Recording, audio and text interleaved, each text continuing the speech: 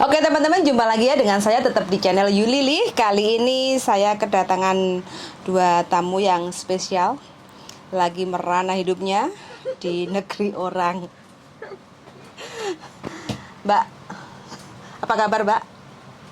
Baik, ni hao. Ni hao. Nah ini dua-duanya ini ex Taiwan ya teman-teman. Saya ingin tanya, Lei hao ma. sudah ngalamin di Taiwan berapa tahun sampean? 3 年, 3 tahun. 3 tahun. Kalau Mbak satunya? Aku nggak sampai finish kontrak di situ kok. 2 tahun. 2 tahunan. 2 tahun. Ya. Oke. Terus habis itu sekarang geser di Hong Kong. Di Hong Kong berapa lama? 4 年, 4 tahun. Terus pindah majikan 1 tahun. Berarti 4 tahun satu majikan, terus kontrak baru 1 tahun. Baru jalan 1 tahun. Mbaknya satunya?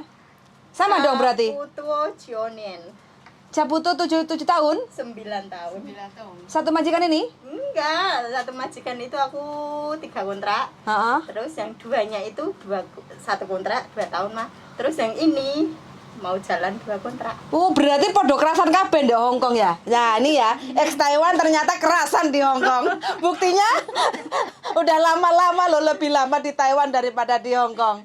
Enak tambah Hong Kong. Sadu pokoknya ya. Bener kata orang negeri beton. Bener loh. Bener kan? Bener-bener keras guys. Apa karena jin Hong Kong? Jin Hong Kong yang gentayangan itu yang bikin kerasan. Heeh. Tapi ngadepin majikan Hong Kong sama majikan Taiwan bagaimana bedanya? Enak Taiwan toh. Enak Taiwan. Bedanya apa? Tapi senengannya apa karena jinnya? Jinnya yang bikin kerasan di Hong Kong. Karena terpaksa. Ya, karena keadaan kita nggak mau sih. Kalau di Taiwan itu gini Mbak, majikannya di Taiwan itu dia itu sesuai dengan kontrak. Kita jaga apa dia itu nggak berani nyuruh ini enggak. Kalau di Taiwan itu gitu. Tapi di Hong Kong juga gitu kok, Mbak. Job harus sesuai kontrak. Kalau di Thailand di Hong Kong itu kadang nggak sesuai. Ada juga yang melanggar. Kepruk ya iku, Mbak. Yang nggak sesuai, kasih pelajaran.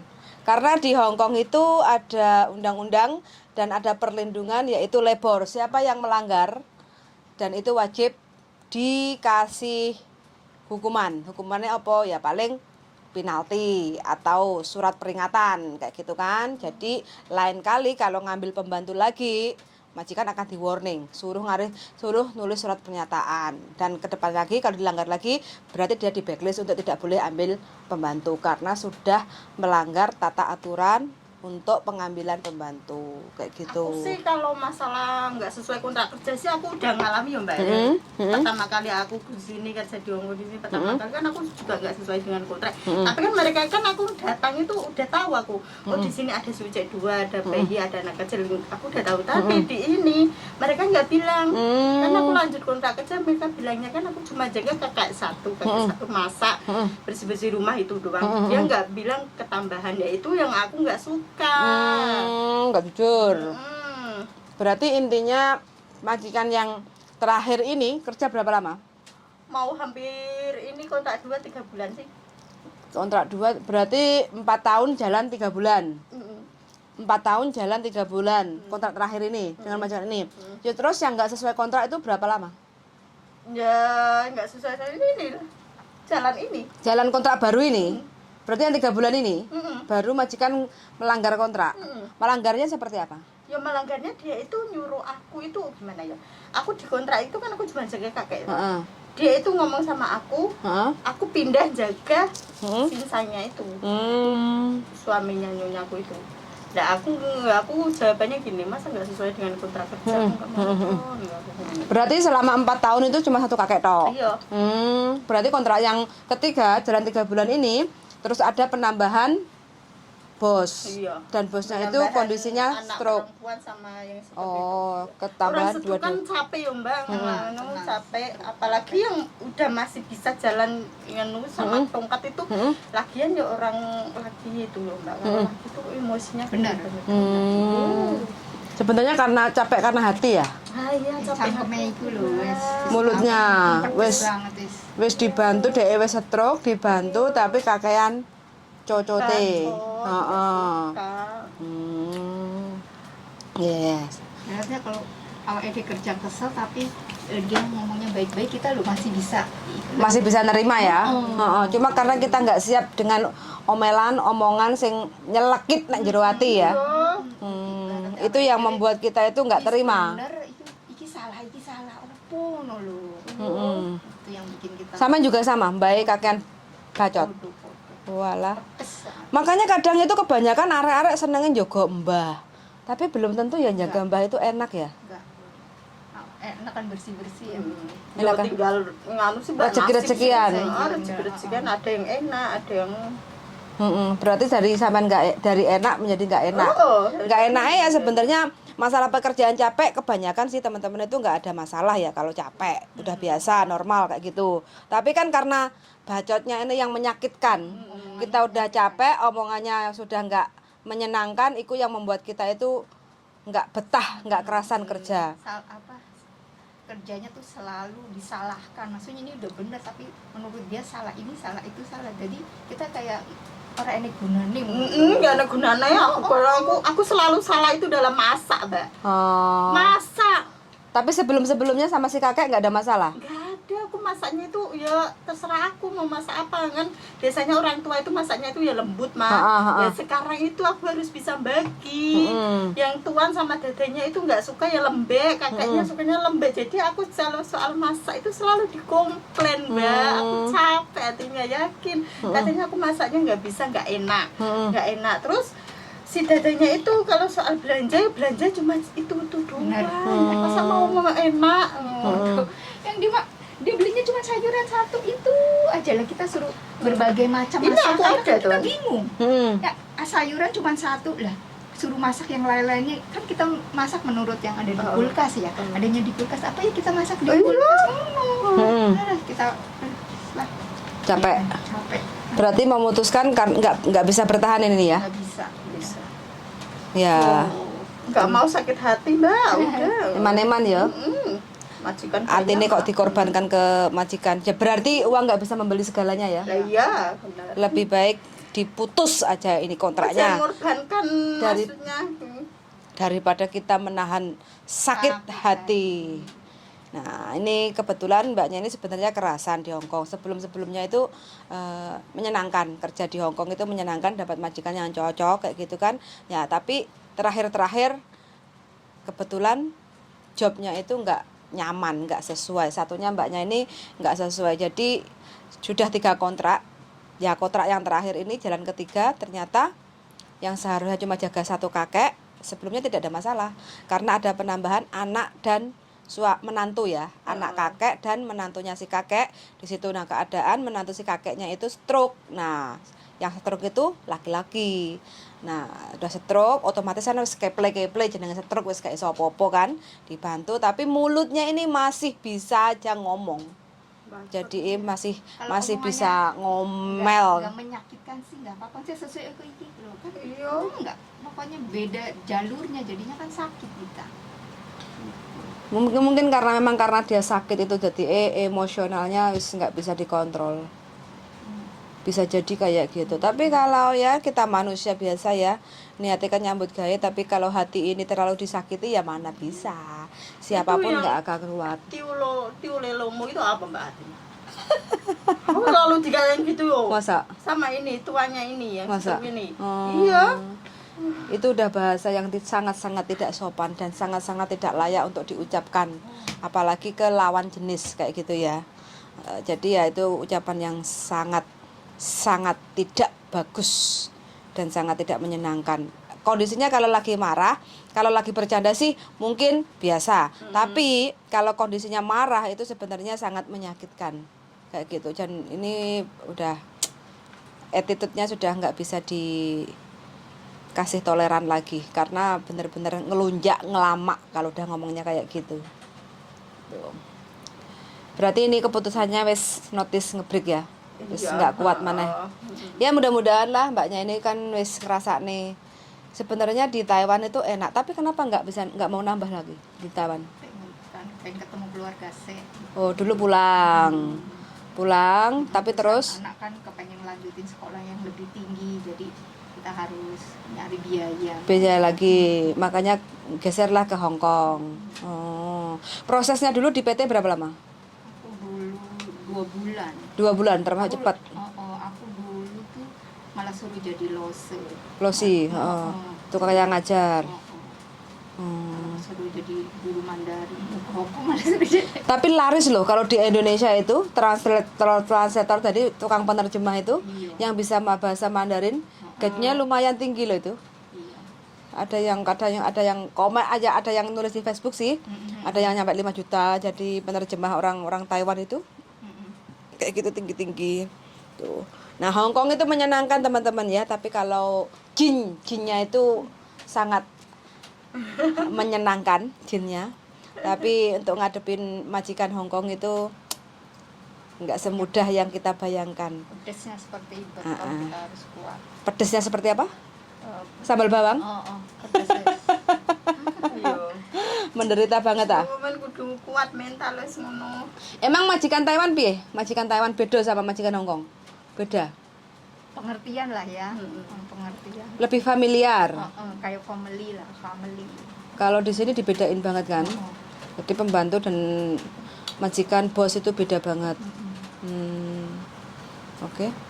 Ini pengalaman mbaknya ya, yang ternyata sudah berjuang. Ini baru 4 tahun, 1 tahun, berarti 4 tahun udah bisa lolos, finish. 1 tahun, kontrak baru ini wis Gagal. nggak sanggup. Makan ini udah nggak sanggup lagi, udah Enggak Kan kuat rempel mental udah nggak glowing lagi karena wis terlalu makan nati. Sama juga niat engson mbak. Ini Mbak, Piye? aku cuma juga kakek. Kakek Ketambahannya ini anaknya perempuan sama ini tuanya ini. yang kakeknya yang mana ini? Kakeknya yang ini yang pakai jaket ini satu itu. Jaket ini malah kakeknya. Yang ini menantunya. Ya, yang ini tuanya sama dadanya. Dadanya yang hijau itu. Terus yang ini Hamil? enggak, yang ini yang masih muda ini, yang ini yang proses aku ini, yang proses aku dari imigrasi ngambil aku ini. Yang tanda tangan. Ini yang tanda tangan, tapi namanya itu kakekku. Oh, yang tanda tangan anaknya. Cuma namanya nama si kakeknya. Kalau di imigrasi itu kan nggak bisa. Kalau kakeknya nggak bisa. Jadi ini nanti yang ngurusin anaknya. Jadi aku ketambahan 2 orang ini. Kedua orang ini. Tapi sampean komunikasi diskusinya sama si kakek, nggak sama yang Aku komunikasinya sama si kakek, nanti kakeknya bilang sama ini. Oh, gitu sama anaknya. Iya. Lah udah kayak gitu loh. Sekarang malah tambah parah Mbak. Sekarang dirawat di rumah sakit ini tuanya ini loh, masih di rumah sakit kemarin. Di rumah sakit aku nggak tahu nanti pulang ke rumah sakit aku takutnya nggak bisa jalan ya aku malah aku nggak mau maksudnya ngorbanin badanku. Iya. Capek. Kesehatan nomor 1 Mbak. Kalau kita nggak sanggup ya udah. Berarti sekarang masuk rumah sakit? Iya, yang tuanya itu masuk rumah sakit. Tahu nanti kemarin itu mau jatuh itu untung ada aku sama dadanya itu bantu. Udah kok bisa mau jatuh ngapain? Dia itu posisinya drop Mbak. Stroke, Stroke itu kan kadang bisa nggak lumpuh total. Sekarang dia masih bisa jalan Mbak. Bisa jalan pakai tongkat-tongkat. Kemarin itu nggak bisa Mbak. Berdiri itu mau jatuh gini Mbak. Langsung si dadanya langsung manggil aku, belum bantuin, tak bantuin Mbak. Beratnya minta ampun Mbak, digeret Mbak ke kamar mandi mau BAB mah. Dan terus setelah itu dia muntah terus katanya otaknya pusing. Terus telepon ini ambulan. Telepon ambulan nanti dibawa di rumah sakit. Sekarang masih di rumah sakit, nggak tahu keluar kapan. Aku tak lihat aja keluar dari rumah sakit gimana kondisinya. Biasanya stroke itu kan kalau kayak gitu kan udah nggak bisa rumah tutul loh. Udah nanti aku nunggu coba. Kalau udah lompat tutul mereka gimana sama aku tutul otomatis dia kan nanya aku ya Mbak. Kalau mereka nggak nanya aku sanggup atau tidak, itu udah lu aku yang nggak sanggup loh. Notice. Perjuangan teman-teman ya untuk keluarga yang di Indonesia ya, inilah keluh kesah Untuk berjuang di Hong Kong itu sebenarnya nggak mudah. Tapi kita selalu menyembunyikan masalah-masalah, kesulitan-kesulitan selama untuk mendapatkan gaji puluhan juta tiap bulannya. Ya, ini adalah sebuah perjuangan. Perjuangan untuk keluarga sebenarnya. Untuk siapa sih? Kita hanya paling menyisihkan hanya secuilnya aja loh untuk masa depan kita itu sebenarnya. Jadi sebagian itu, kebanyakan itu dikirimnya untuk keluarga, kebutuhan untuk mencukupi keluarga, supaya keluarganya itu bisa makan, bisa kecukupi semua kebutuhan, tidak kekurangan. Tapi ya mudah-mudahan untuk keluarga-keluarga yang di Indonesia selalu amanah untuk menerima uang yang diberi dari saudara-saudara yang di Hong Kong kayak gitu ya. Karena kerja di Hong Kong itu benar-benar nggak mudah, butuh perjuangan banget. Apalagi kalau kita lagi sakit, kadang merasakan, kadang kita juga pusing, kita sakit lambung, kita kadang kurang makan, kurang tidur, nggak ada yang tahu dan nggak ada yang nengok di saat kita saat-saat kadang kita itu sakit kayak gitu. Jadi ya harapan dan doanya sih mudah-mudahan kita saling pengertian, minta doanya aja untuk keluarga-keluarga yang di Indonesia yang punya family atau keluarga yang lagi bekerja di Hong Kong, mudah-mudahan diberi kekuatan, terus selalu diberi kesehatan, itu yang nomor satu, terus diberi kesabaran dan rezeki yang berkah barokah, supaya yang menikmati di Indonesia itu bisa merasakan jerih payahnya. Kadang kita banyak kerja di Hong Kong puluhan tahun, kadang kan kita nggak sampai nyisain uang untuk kita sendiri, ya nggak? Kadang pulang kita nggak punya tabungan. Karena apa? Kebutuhan yang di Indonesia itu selalu harus ditulis. Ini untuk bapak, ini untuk ibu, ini untuk kadang ada kekurangan keluarga yang lainnya, belum lagi untuk yang lainnya, ya nggak? Kita mikirkan semuanya kebutuhan kita, gaji kita itu yang di Indonesia. Kadang kita nyisikan untuk 2.000 untuk kantong rekening kita loh, kadang nggak selalu bisa. Belum. Di sini itu keluarannya ini di Hong Kong ini keluarannya itu banyak ya Mas. iya, soalnya di sini itu kayak Semua berdiri sendiri kan? 1.200 itu gak enak gunanya ya. Iya. Beli sendiri. Aku tuh waktu kontrak pertama itu ya dikasih patadong, susah. Sama tapi majikan? sekarang enggak. Sekarang enggak. Sekarang ganti yang itu, yang gaji aku itu ganti ke anak perempuannya ini, enggak juga dikasih aku. Jadi aku bisa diem dong. Kalau aku pengen apa ya beli sendiri. Mereka enggak Tuh, pesan-pesannya Intinya yang di rumah tuh ngasih kabar buat support, gimana kabar kamu, jangan hanya uang dan uang gitu. Jadi kita di sini pun semangat kalau ada kabar dari keluarga gitu. Keluarga yang berita yang baik-baik kayak gitu ya. Ya nek aku pesennya gini Mbak, kita itu jangan soro-soro banget lah gitu loh. Kita di sini kalau kita nggak mampu, jangan dipaksakan Mbak. Eman kesehatan Mbak, kesehatan nomor satu Mbak. Kita bisa nyari uang di negara lain, majikan banyak gitu. Pesen aku gitu, jangan soro sama kesehatan kita. Sebenarnya kesehatan adalah segalanya. Kita banyak uang terus tiba-tiba awake dhewe sakit, ngempet karena ngempet kan, karena ngempet penderitaan. Bisa penyakit kan di situ Mbak.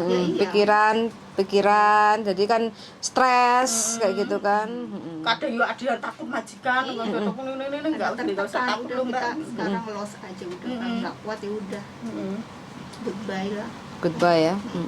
Karena penyakit dari pikiran wis pikiran kita wis. Yes. Pokoknya selalu happy untuk teman-teman yang sudah setia menonton di channel YouTube saya. Kalau ada masalah, keluh kesah, silahkan komen-komen. Mana tahu kita bisa kita bisa saling membantu ya. Pokoknya perjuangan baru dimulai. Dan perjuangan akan kita raih kemenangan di saat kita tidak mau pulang ke Indonesia. Kalau udah pensiun pulang ke Indonesia ya selamat menikmati, happy family kayak gitu ya. Pokoknya perjuangan selalu akan dimulai untuk mendapatkan yang jauh lebih baik kayak gitu. Suwun sangat sudah mendengarkan, dan untuk teman-teman semuanya yang mungkin ingin berjuang dan ingin mencoba kerasnya negeri beton, silahkan mencoba. Mantapkan hati dulu supaya tidak sia-sia nyampe Hong Kong. Suwun sangat sudah mendengarkan dan see you, bye bye. Bye. Bye.